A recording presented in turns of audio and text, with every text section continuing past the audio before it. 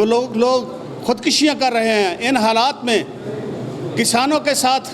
جو ظلم کیا جا رہا ہے، غیر ملکی گندم اس مافیا نے منگوا کر اس ملک میں کسانوں کے ساتھ اتنا بڑا ظلم کیا ہے کہ آج گندم باہر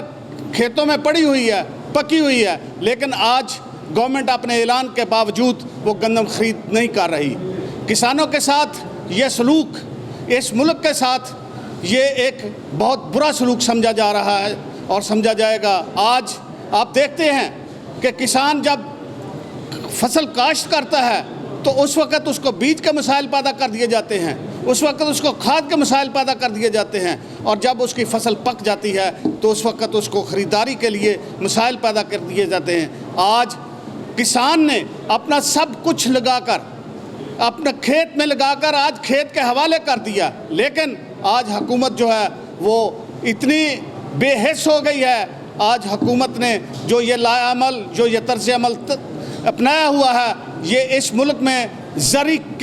زرعی اجناس کی قلت کو پیدا کر دے گا۔ اس ملک میں آئندہ کے لیے یہاں کسان کو آج جس حالات کی طرف دھکیلا جا رہا ہے، میں کہتا ہوں کہ یہ ایک باقاعدہ سوچی سمجھی سازش اور منصوبہ بندی سے اس ملک میں کسان کو مارا جا رہا ہے، کسان کا معاشی قتل کیا جا رہا ہے۔ اگر حکومت نے ہوش کے ناخن نہ لیے تو میں متنبہ کرتا ہوں کہ کسان کو زندہ رکھنے کے لیے پوری قوم کسانوں کے ساتھ کھڑا ہوگی، پوری قوم کسانوں کے ساتھ ہے۔ پاکستان مرکزی مسلم لیگ انشاءاللہ العزیز باقاعدہ طور پر کسانوں کی ہمدردی کے لیے، کسانوں کے ساتھ کھڑے ہونے کے لیے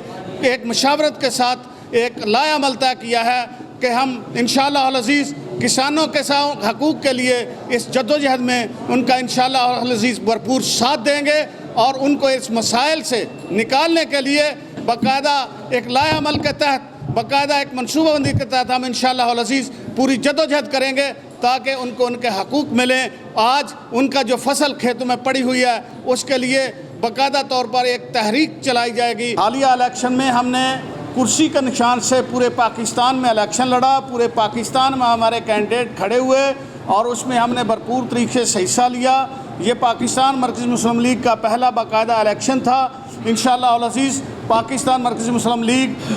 جن کا انتخابی نشان کرسی ہے، آج بھی آپ جب دیکھیں اس کو، آپ نے پچھلے الیکشن میں دیکھا کہ پورے پاکستان میں باقاعدہ کمپین ہوئی، تو یہ غلط فہمی بعض دوستوں کو ہے، یہ شاید میں اس کو یہ نہیں کہہ سکتا کہ وہ جان بوجھ کے ایسی وہ بات ہے۔ بہرحال پاکستان مرکزی مسلم لیگ ایک انڈیپینڈنٹ سیاسی جماعت ہے جو اپنا منشور رکھتی ہے، جو اپنا ایک ایجنڈا رکھتی ہے، جو لوگوں کی خدمت کے لیے ہر وقت لوگوں کے ساتھ ہوتی ہے، اور اللہ کے فضل سے ہم انشاءاللہ العزیز ملک پاکستان میں پاکستان مرکزی مسلم لیگ کے پلیٹ فارم سے ہم انشاءاللہ لوگوں کی خدمت بھی کریں گے، لوگوں کے مسائل کے حل کے لیے کوشاں رہیں گے، اور ان کے ساتھ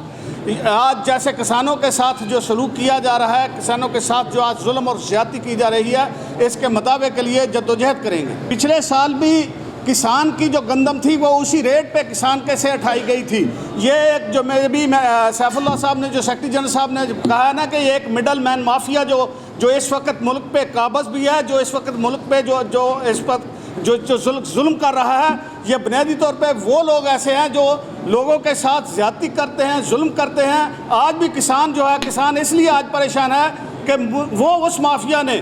گورنمنٹ سے مل کے جو باہر سے گندم اس وقت منگائی جب اس کی ضرورت نہ تھی۔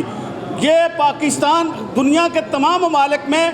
ریزروز ہوتے ہیں، گندم کا بھی پاکستان میں جو ہے یہ 10 لاکھ ٹن تک ریزرو ہر صورت میں ہوتے ہیں، وہ ایمرجنسی کی صورت میں ہوتے ہیں۔ گندم اس وقت منگائی گئی جب نئی گندم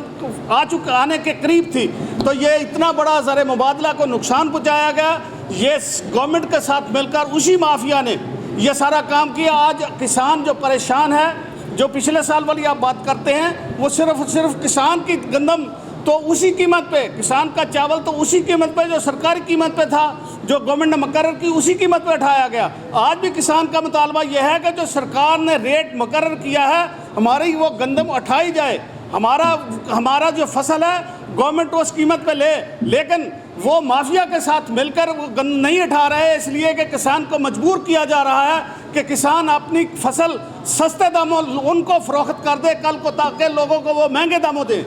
بات سستے آٹے یا سستی گندم کی نہیں ہے، بات یہ ہے کہ گورنمنٹ نے، کسان یہ نہیں کہتا کہ میری گندم جو ہے وہ 5,000 روپے من خریدی جائے، کسان یہ کہتا ہے کہ گورنمنٹ نے جو قیمت مقرر کی ہے اس قیمت پہ گورنمنٹ گندم خرید نہیں رہی۔ پچھلے سالوں میں بھی یہی تھا کہ گورنمنٹ جو گندم کی قیمت، گورنمنٹ کا کام ہے کہ وہ ایک پرائس مقرر کرتی ہے جس کو امدادی قیمت کہتے ہیں۔ چاول کی قیمت بھی گورنمنٹ مقرر کرتی ہے، گندم کی قیمت بھی وہ مقرر کرتی ہے۔ کسان کا آج مطالبہ یہ ہے کہ جو قیمت مقرر کی گئی ہے اس پہ ہماری گندم خریدی نہیں جا رہی، ہماری گندم کھیتوں میں پڑی ہے، وہ ضائع ہو رہی ہے۔ میں 30 سال سے زیادہ اس نظام ایڈوکیٹ ہونے کی حیثیت سے نظام عدل سے بھی وابستہ ہوں۔ ہمارے ملک میں آج تک جو ہوتا آ رہا ہے وہ یہی ہوتا ہے کہ کمیشن بنتے ہیں، انکوائری ہوتی ہے اور اس کے بعد وہ فائل ہو جاتی ہے۔ ہمارا مطالبہ یہ ہے کہ اس ملک میں ذمہ داروں کو نہ سزا دی جاتی ہے نہ دی گئی ہے۔ ہم مطالبہ کرتے ہیں کہ اس کی باقاعدہ ایک پروب کیا جائے اور اس میں جو لوگ ملوث ہیں ان کو قانون کے مطابق ہر صورت سزا دی جائے، تاکہ آئندہ سے اس طرح کی لوگ حرکت کرنے سے باز رہیں۔ میں کہتا ہوں کہ اگر آج یہاں اٹھنے سے پہلے کسانوں کا مسئلہ حل ہو جائے تو ہمیں احتجاج کی ضرورت نہ ہے۔ احتجاج مسائل کے حل کے لیے، آواز کو اٹھانے کے لیے، لوگوں کی آواز بننے کے لیے کیا جاتا ہے۔ اگر میاں نواز شریف صاحب کو چاہیے تو یہ تھا کہ جو سسٹم گورنمنٹ کا جو نظام ہوتا ہے وہ اس میں گورنمنٹ کی اتھارٹیز جو ہے نا اس طرح کے کام کرتی ہے، لیکن یہاں ایک ایسا نظام ہے کہ جو وزیر اعظم ہے وہ تو اجلاس نہیں بلاتا، جو چیف منسٹر ہے وہ تو اس حوالے سے اجلاس نہیں بلاتی۔ جو یہاں جو نظام چل رہا ہے میں اسی کے حوالے سے عرض کروں گا کہ اجلاس بلایا گیا ہے، اس کا فیصلہ کیا ہوتا ہے ہم صرف اتنا جانتے ہیں کہ اگر کسانوں کے مسائل حل ہوتے ہیں تو ہم گورنمنٹ کو اپریشیٹ کرتے ہیں کہ انہوں نے گورنمنٹ کی بات سنی اور گورنمنٹ نے ان کے مسائل حل کیے۔ اگر گورنمنٹ کسانوں کا یہ مسئلہ حل نہیں ہوتا تو پاکستان مرکزی مسلم لیگ کی ایک انڈیپینڈنٹ پالیسی ہے، ہم